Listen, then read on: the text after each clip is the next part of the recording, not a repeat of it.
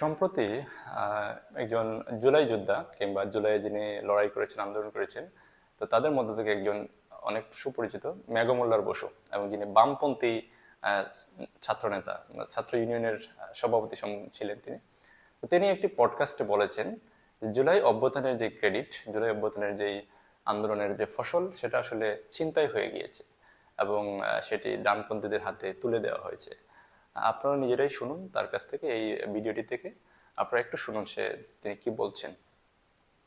গত ১.৫ বছরে এখানে উগ্র ডানপন্থী গোষ্ঠীগুলিকে যেভাবে নর্মালাইজ করা হয়েছে এবং অভ্যুত্থানের গোটা ন্যারেটিভটা তাদের কোলে তুলে দেওয়া হয়েছে, যেন বা শুধুমাত্র উগ্র ডানপন্থীরাই মাঠে ছিলেন, যেন বা দলমত নির্বিশেষে সাধারণ মানুষ এই লড়াইয়ের সাথে ছিলেন না।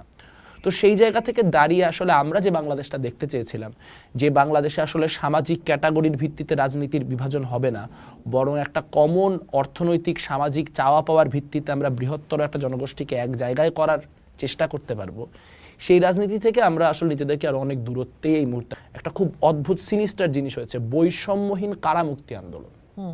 এবং আপনি যদি একটু বৈষম্যহীন কারামুক্তি আন্দোলনটা কি এটা একটু ঘেটে দেখেন, তাহলে দেখবেন কনভিক্টেড জঙ্গিদের মাঠে ছেড়ে দেওয়া হয়েছে এক্স্যাক্টলি, এবং পরবর্তীতে তাদের কাউকে কাউকে এই প্রথম আলো ডেইলি স্টারের ঘটনার পর আবার গ্রেফতারও করতে হয়েছে। সো তাহলে এই যে এখানে এক ধরনের জঙ্গিবাদকে উস্কানি দিয়ে এখানে যত ধরনের ধর্মীয় মৌলবাদ আছে, প্রত্যেকটা জিনিসকে মেইন স্ট্রিম করে শুরুতেই যে মানুষকে আবার তার গোষ্ঠীগত পরিচয়গুলোতে বিভাজিত করে দেওয়া হলো, সেই দায়িত্ব আসলে ইন্টেরিম।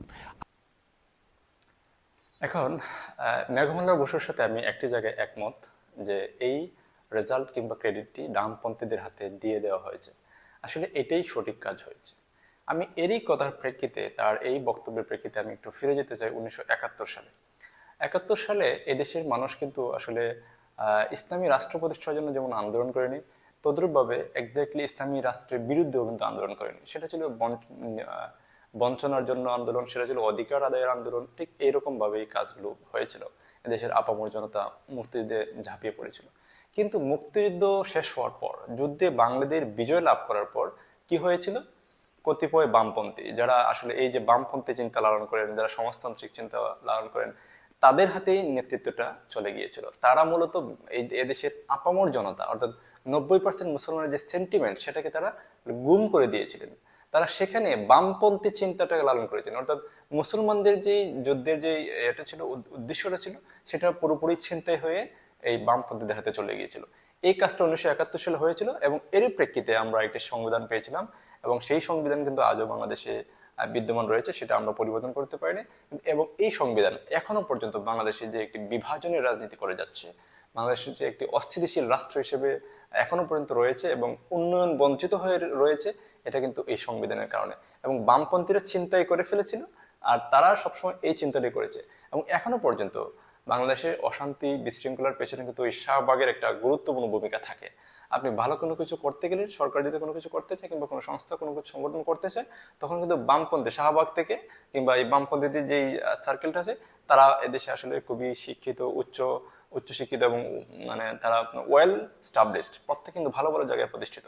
বলা যায় এদেশের চাবিকাঠির মূল একটি জায়গায় তারা বসে আছে। তো এই যে তারা কিন্তু অল্প গুটি কয়েক মানুষ, কিন্তু তারা চাবি কিন্তু নাড়ায় সারা বাংলাদেশে। তো এই যে জিনিসটা, এটা 1971 হয়েছিল। বাট 2024 সালে এটা কিন্তু হয়নি। 24 সালে তারা আর এই জায়গাটাতে নাড়তে পারেননি, তারা সেই জায়গাটার স্টিয়ারিং এর দখলটা নিতে পারেননি। এই কারণে তিনি আফসোস করছেন যে এটি ডানপন্থীদের কুলে তুলে দেওয়া হয়েছে। আসলে কুলে তুলে দেওয়া হয়নি, ডানপন্থীরাই কিন্তু এদেশে আন্দোলন করেছে, সব সময় করেছে, 71 করেছিল, এখনো করেছে। তাই বলে আমি এটা বলতে চাচ্ছি না বামপন্থীরা আন্দোলন করেনি। অবশ্যই বামপন্থী আন্দোলন করেছে, বামপন্থী আন্দোলনে ছিল, কিন্তু তারা মুষ্টিমেয় হয়েছিল। তাদের পার্টিসিপেশনটা আসলে 90%-এর সাথে ছিল না। এটা অল্প সংখ্যক মানুষের আন্দোলন ছিল, কিন্তু অল্প সংখ্যক মানুষের চিন্তা তো আপনি 90% মানুষের উপর চাপিয়ে দিতে পারেন না। যে জিনিসটা 71 হয়েছিল, সেটা 24 হয়নি। 24 সেই ভুল এদেশের মানুষ করেনি। আশা করি বাংলাদেশ রাইট ট্র্যাকে আছে, এবং যদি এভাবে চলতে থাকে, আমরা কিছু প্রবলেম তো অবশ্যই রয়ে গিয়েছে, কিছু প্রবলেম সমস্যা হয়েছে।